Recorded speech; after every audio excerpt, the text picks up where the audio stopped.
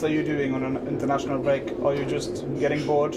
Yeah, trying to watch anything on television except football. Yeah, I let my little boy watch the Simpsons movie, Curious George movie, and when they're not watching that, I might watch United versus Derby County, 1976 semi-final, much to my wife's displeasure. What do you make of United's start to this season? Started off really well, and it was obvious that we hadn't played many people, but on the same token, we have beaten teams that we've been struggling to beat last season and in the last few seasons since sort of like Sir Alex sort of stepped down. I think the disappointment really is, I mean, the 3 games, I think it's really Liverpool, because leading up to the Liverpool game, we had a lot of momentum, we were scoring goals, and I respect the fact that managers are like losing to Liverpool or Chelsea, but I honestly think if we'd gone at Liverpool, because the defence is not great, we could have got 1 goal, he would have panicked, and we could have actually done what Tottenham did to him at Wembley. The Huddersfield game was a bit of a hangover, but you do get freak results like that. You do get results where you don't perform, and you know, under Fergie we'd lose to Norwich, you know, or Bolton or Coventry City, things like that. It just happens. The good old teams. Yeah, but yeah, exactly. I remember looking through I think it was the Championship the other day, or maybe the one below, and I was counting how many grounds I'd been to, and I'd been to about all but one of them, because they all used to be in the old First Division. Which ground you haven't been to? There was one when I was whatever division. You've been to all the grounds? No. But in one of the divisions, it might have been the Championship or the one below. I counted down, and I've been to all but one. I can't remember which one it was that I've been to. It might have been a modern ground. It might have been a modern ground. But that just shows you how many of the old teams are no longer in the top flight. You know, your Ipswich and your Norwich and things like that. But this Chelsea game, we heard a bit more about us, but the Liverpool game still is the one. I mean, you know, if we would have gone out and they would have scored, we still had the ability to turn it round. I just think that we played into Liverpool's hands. I knew they were wounded after their defeat in Tottenham, and their previous defeat. Sorry, not Tottenham was after their previous defeat, but I just think we were, you know, we've done better, and that seems to have made every team could have a stick of it, including City, and people are saying they're the greatest ever Premier League team.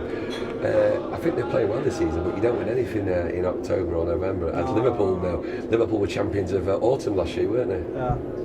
Speaking about that Liverpool game, because I had Chucky to Volda in Norway, and obviously you wanted to go as well, but that wasn't to be right now. I get Chucky to work, and then he goes off without me. But still, he said it was a good game. I don't know what he was thinking about, but actually... a few beers? Yeah, we had a few the night before as well, but...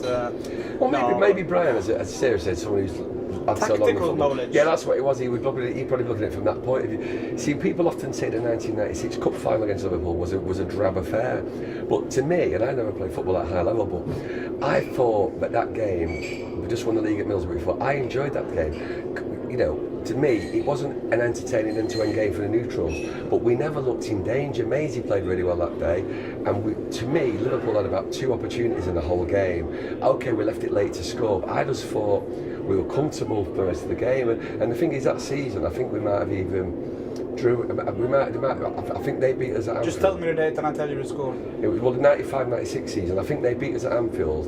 They did, yeah. And then I think draw at home. Yeah, so they got 4 points off us. They got 4 points off us that season. So you know, you could have, and leading up to the game, you could have thought we stopped them. You know, we were going to be the first team to do the double twice, and we stopped Liverpool doing the treble in '77. So maybe it was on for revenge. So I was a bit paranoid and all that, but. You know, that day I just don't think we were really in any danger at all. You know, they had the white suits, we were in no danger at all. But maybe Brian's looking at it from a tactical point of view. You've got to respect that, because if you're an ex-player, you can see it more. You know.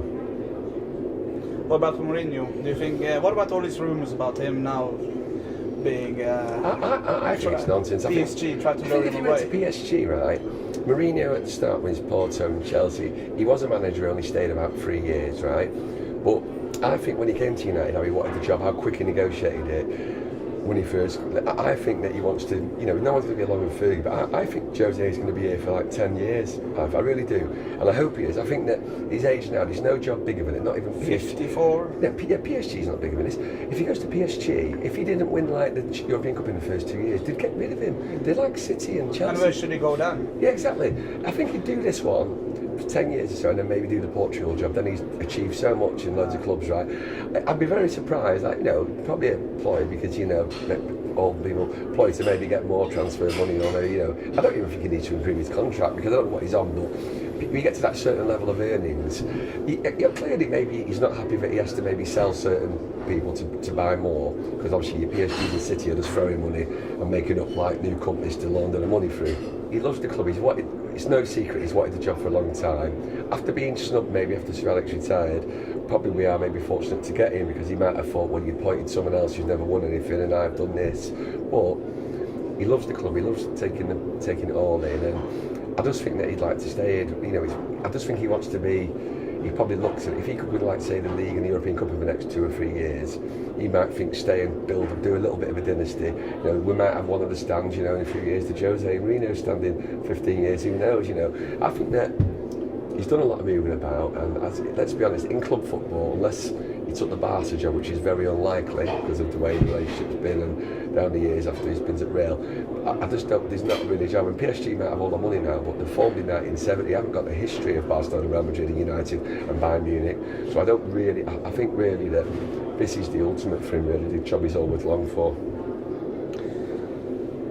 About this weekend, is it possible for you to say where you are? When you play Newcastle? Yeah, so I don't like missing games, part-time supporter. I don't miss many games, but fortunately I'll be working really hard this weekend. Me and Mr. McClare are going to Malta on Friday morning. It's just work, you know.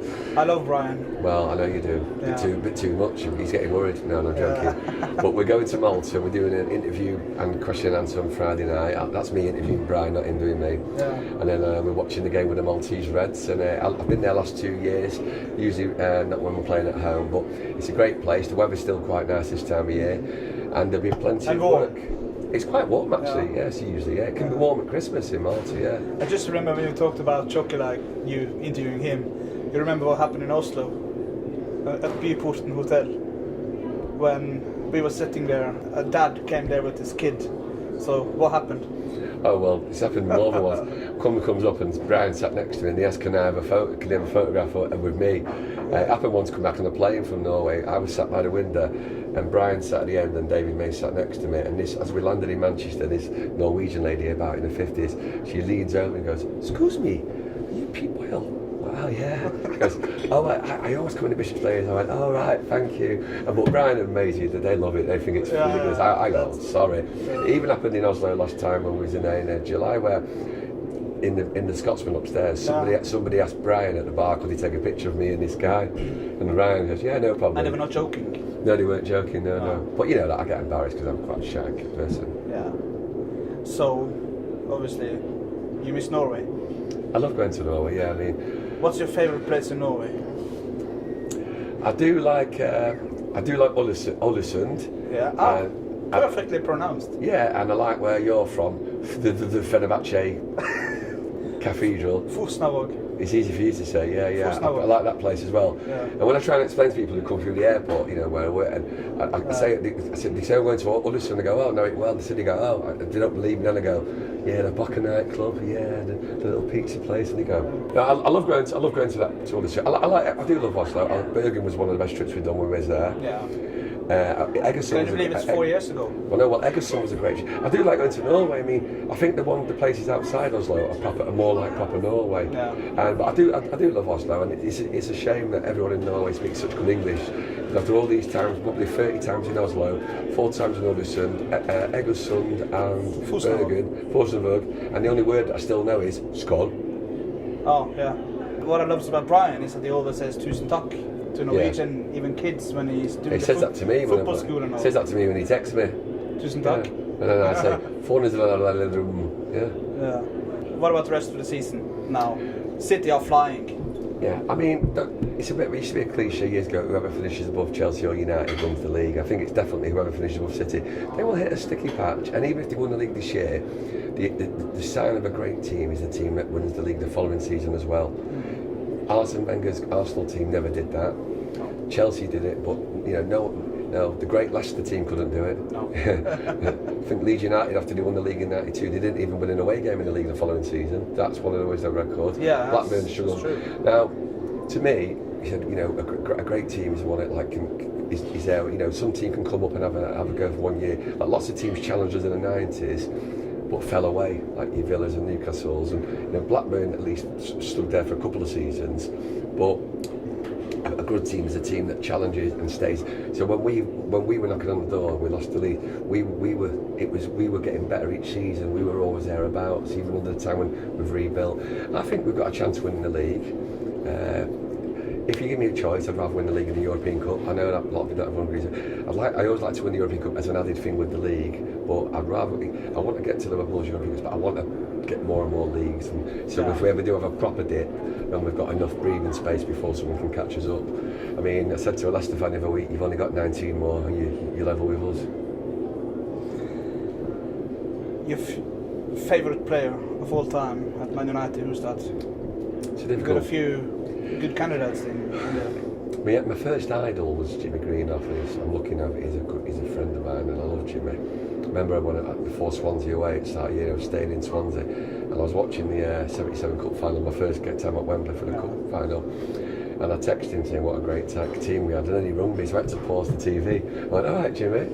And then obviously, you know, I love Whiteside and I love Robbo. I think Robson was like one of our greatest ever players, and that's why old fans like me, my era, when we're singing number 1 is Georgie Best, we go all the way through the team, but we always sing number 7 was Brian Robson, because that's how good he was.